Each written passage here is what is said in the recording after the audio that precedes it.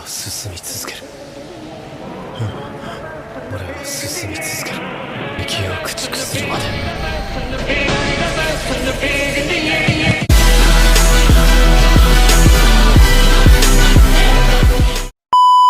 So I know that was a super epic opening into this video, but the class itself, it's kind of nothing like that at all, so let's try that again.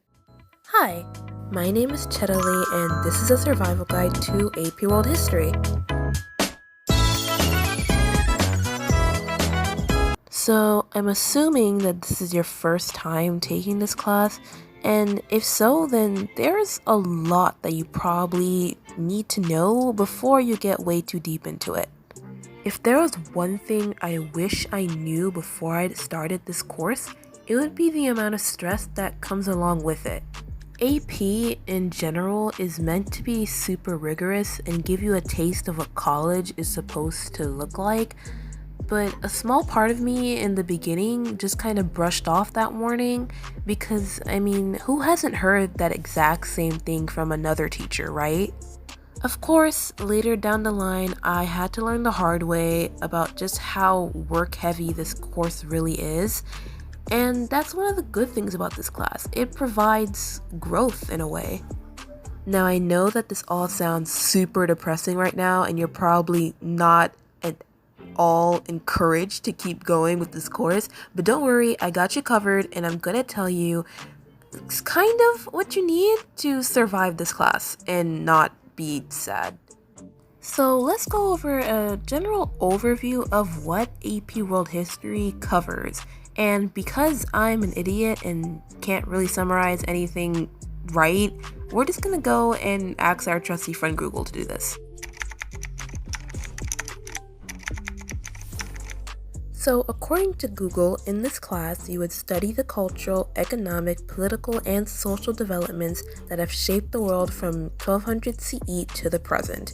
You'll analyze texts, visual sources, and other historical evidence, and write essays expressing historical arguments. This basically sums up the class pretty well, and if I'm gonna add something, I would say that most of the class is writing.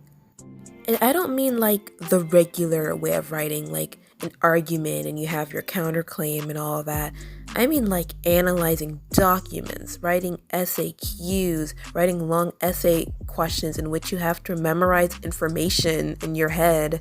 This is actually the basic breakdown of the AP exam, and as you can see, about 75% of it is literally writing. So yeah, anticipate a lot of writing. However, another thing you can look forward to in this class, other than, the suffering of writing, is the multiple choice questions, and those are usually the easier part of this class. The reason why I say it's easy is because, well, it's like every other test. You have a 1/4 chance of getting it right, even if you don't exactly know the answer. And sometimes you just have to memorize the time period and what answer would make the most sense with that time period. And you should be kind of good to go with that. Which leads me to some advice that can help you succeed in this class. Now, the one thing that you should do from the very beginning of the year, which is something that I kind of did and then almost kind of forgot to do as the year continued on, is to continually study. Like, you don't understand just how important studying is. The amount of resources that our teacher gives us, it's a lot, and there's a reason why it's a lot. It's world history. There's gonna be a lot of stuff for you to remember, which is why from the very beginning, from like unit 0, you should just keep studying and hopefully remember that information later into the year, because those could help, make your essays better and make your writing better. Also super important, but one major mistake that you should avoid ever doing is procrastinating, because like I said, this course has a lot of work, so that's like basically an assignment once every week. So you definitely don't want to procrastinate, especially if you have other classes to worry about. Another advice I have is to watch Heimer videos or Freemanpedia. Those guys are really good at what they do, and they're really good at explaining the information in case you don't really understand it. They're also really good for taking notes if you just don't want to read. I feel like that was my biggest mistake throughout the year though. Yes, the videos are very useful, but they kind of condense the information. So if you really want to go in depth with the info from every unit, you shouldn't slack off from actually reading the AMSCO book. I actually gave up like midway through the year on reading the book, which is honestly a huge mistake that I wish I hadn't made, because I feel as though if I had just kept reading the book, I probably would have understood later units a lot better.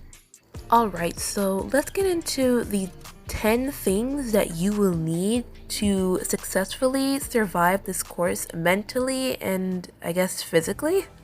So the first thing I've got here is a journal, and I think a journal is probably going to be like one of the main things you'll need to survive this course, because you don't understand just how much taking notes has helped me.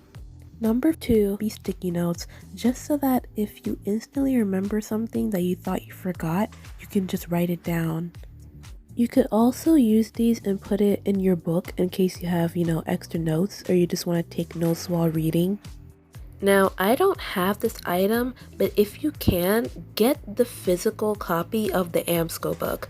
I think that if I had the physical copy, it would be way easier for me to remember a lot of other information, because then I'd be able to, put my own sticky notes into it and like read it whenever I want and just kind of keep it around with me. Headphones are definitely important. I think that if you're busy and you want to multitask while also kind of studying in a way, you can listen to the videos like they're a podcast. The 5th item is a calendar, because with the amount of work you'll be getting, you'd want to write down the due date so that you don't forget. A timer. One of the main things about AP World History is time. You're going to be timed for everything that you do in this class, so it's better to start practicing now than to wait later. Number 7 on the list is a pack of mechanical pencils. This is because, like I said, you would be taking a lot of notes and you just don't have time to sharpen every pencil, so just bring mechanical ones. An extra stack of paper would be number 8 on the list. You may learn better if you make a foldable or something, so always have extra paper just in case. Number 9 would be your own computer, just so that you can, turn in projects and just make it easier on yourself if you have your own computer instead of going to the library. And finally, number 10, just have a really strong mind. It's okay to be optimistic. You're gonna get stressed out a lot in this class, and honestly, it's better if you have something to keep you going. Have an end goal, not just finishing the exam, but what will you do after that? Speaking of the exam, here's a few ways that you could study. For one, you could watch the videos while looking through your notes to see if you missed anything. You could also do worksheets after watching the videos, or read articles. If you have the AMSCO book or the Ways of the World book, you could watch the videos and then take a little more notes in your book in case you're missing anything. Kind of like if you're just taking regular notes. I kind of prepared by just going over reviews of all the units and looking through my notebook, looking through, everything I've written throughout the entire year, playing a few trivia games, because those always usually help me, and if they help you, then you should do that too. I know this class will probably be really tough at times, but I know you guys can do it, and I bet that with the survival guide, you will most likely survive. So just be relaxed. It's okay if you don't know everything. I don't even think it's physically possible for someone to remember every single detail that we learn in this class. It's okay if you know most things or just general ideas. As long as you try your best, you'll do well. So good luck!